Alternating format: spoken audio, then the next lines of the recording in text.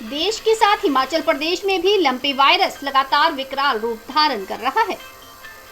इस वायरस से प्रदेश में हजारों पशुओं की मौत हो चुकी है। लंपी वायरस से बचाव के लिए सरकार के द्वारा पर्याप्त कदम न उठाने से नाराज पशुपालक किसानों ने आज शिमला में किसान सभा के बैनर तले पशुपालक विभाग के निर्देशालय के बाहर प्रदर्शन किया और निर्देशक के माध्यम से मुख्यमंत्री जयराम ठाकुर को ज्ञापन सौंपा और मुआवजे की मांग की है।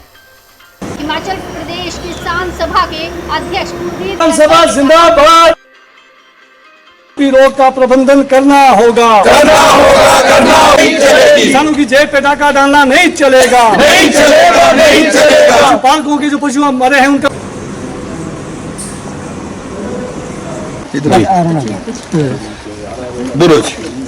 मोहिंद्र शर्मा है। कौन से गांव से है? बड़ा गांव से। गांव पंचायत। क्या कहना चाहेंगे जो बीमारी फैली है आजकल, इसके बारे में? बीमारी फैली है मेरे तो हम क्या सभी की लगभग सबकी जो है डंगर इन्फेक्टेड है इससे बीमारी से, और बहुतों की जो है जान जा चुकी है। और 7-8 गायें तो हमारे गांव में भी हो गई, बड़ा गांव में, बाकी रजाना पंचायत में भी काफ़ी है, और पट्टा घाटी और झाले के अंदर जितने भी गाँव आते हैं उसमें काफ़ी गाँव में जो है डंगर काफ़ी मर चुके हैं, और इन्फेक्टेड तो लगभग काफ़ी ज़्यादा है। आपकी गाय? बस भी 2 गाय जिनकी डेथ हुई, मतलब दोनों का 40-45 लीटर के लगभग दूध था, वो अब है नहीं।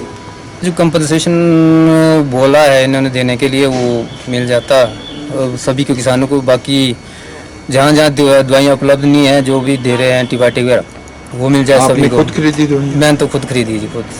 मेरा नाम खेमचंद कश्यप, मैं घेड़ी पंचायत से हूँ, संतपुर ब्लॉक से।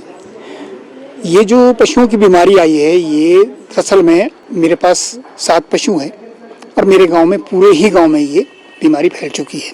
हमें इस चीज़ का पता नहीं था, सुनते थे कि भाई कोई लंपी रोग आया है, कोई चर्म रोग आया है, परंतु जब हमारे पास डॉक्टर की टीम आई है, वो आए थे कि भाई हमने इसके सुरक्षा का जो वैक्सीन लगाना है। जब उन्होंने लक्षण देखे हैं तो वो बीमारी आ चुकी थी।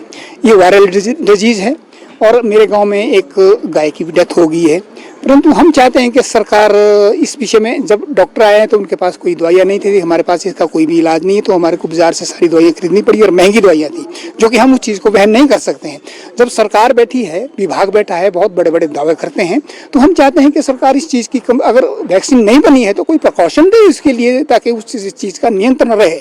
परंतु जिन पशुपालकों के पशुओं की डेथ होगी, सरकार उनकी भरपाई करे, उनके लिए कोई ना कोई मुआवजे की व्यवस्था करे, और आने वाले टाइम में ये फिर ना हो। ये इसके लिए विभाग के पास, हमारे पास कहते कुछ नहीं है, उनके पास पानी तक नहीं है, इसके लिए वो सारा कुछ हमारे को कीमत से खरीदना पड़ा। तो हमारे लिए व्यवस्था करे, जब डिस्पेंसरियाँ खुली है हमारे लिए सारी दवाइयाँ मिले और प्रिकॉशन होती रहे, डोर टू डोर जो है जाँच होती रहे। आपको मालूम है कि आजकल हिमाचल प्रदेश में जो लंपी स्किन डिजीज है, जिसे हम शॉर्ट में LST कहते हैं, वो 22 जून से पिछले 2 महीने से ज़्यादा पूरे हिमाचल प्रदेश के 9 जिलों के अंदर इस समय फैल चुकी है। और जो कल तक रिपोर्ट आई है उसमें 39,005 जो पशु है वो संक्रमित हो चुके हैं, और उसमें से 1313 पशु इस समय मर भी चुके हैं, जो एज पर गवर्नमेंट रिपोर्ट है।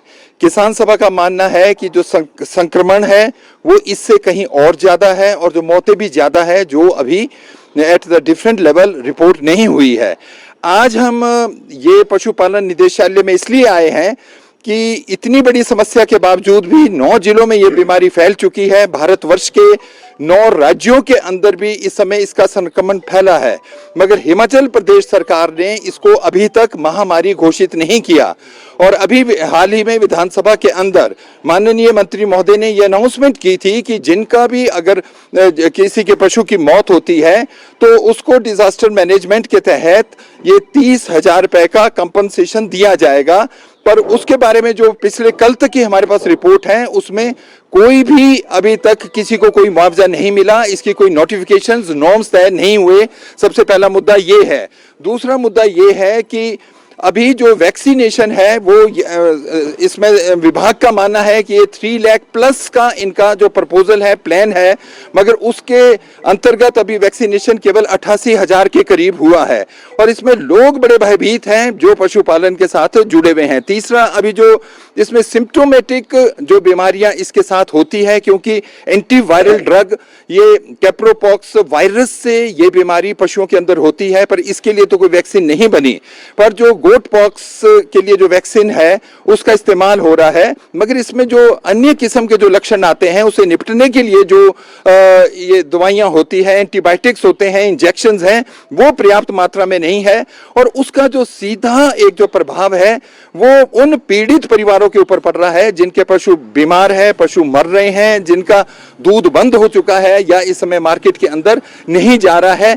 इन समस्याओं के साथ साथ अभी तक सरकार ने इसमें पर्याप्त मात्रा में, जो हमने एक डायरेक्टर महोदय को कुछ दिन पहले ये सुझाव दिया था कि इसमें एडिशनल इस समय रिक्रूटमेंट होनी चाहिए वेटरनरी फार्मासिस्ट की, डॉक्टर्स की, और इसमें अतिरिक्त दवाइयों का इंतजाम होना चाहिए, गाड़ियों का होना चाहिए, वो नहीं हुआ।